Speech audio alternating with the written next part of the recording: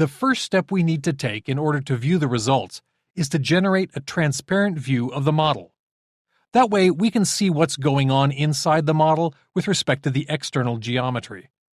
To do this, I'll go to the Flow Simulation drop-down menu and choose Results, Display, Transparency. This brings up a slider where I can adjust the value of the model transparency. I'll set this value to somewhere around 75% and click OK. Now that we can see inside the model, let's generate a cut plot. A cut plot is really versatile, as it can display any study result on any SolidWorks plane and can display the results as a contour plot, isoline, vector, or a combination thereof. I'll right-click on Cut Plots in the Flow Simulation tree and select Insert. The Cut Plot Property Manager appears and asks me to specify a plane and an offset distance to be used for the cut plot.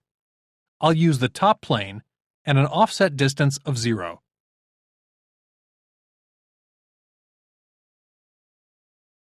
For now, I'll simply click OK to generate the plot. You can see the cut plot in the graphics area. It's displayed in contours right now, and the scale shows the corresponding values in pascals.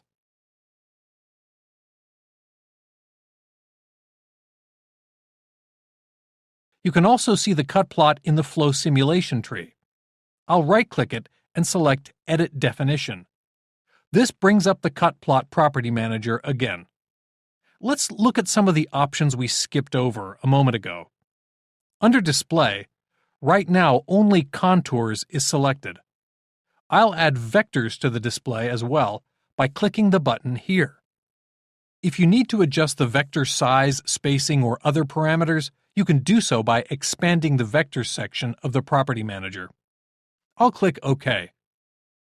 We can see from the cut plot that the flow must navigate around the harp corners of the pipe.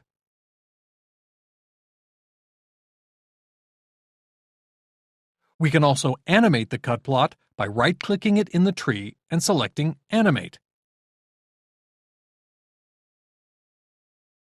The animation controls appear at the bottom, and I can click Play to start the animation.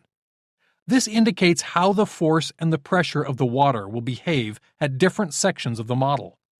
I can stop the animation at any time and click the green check to exit.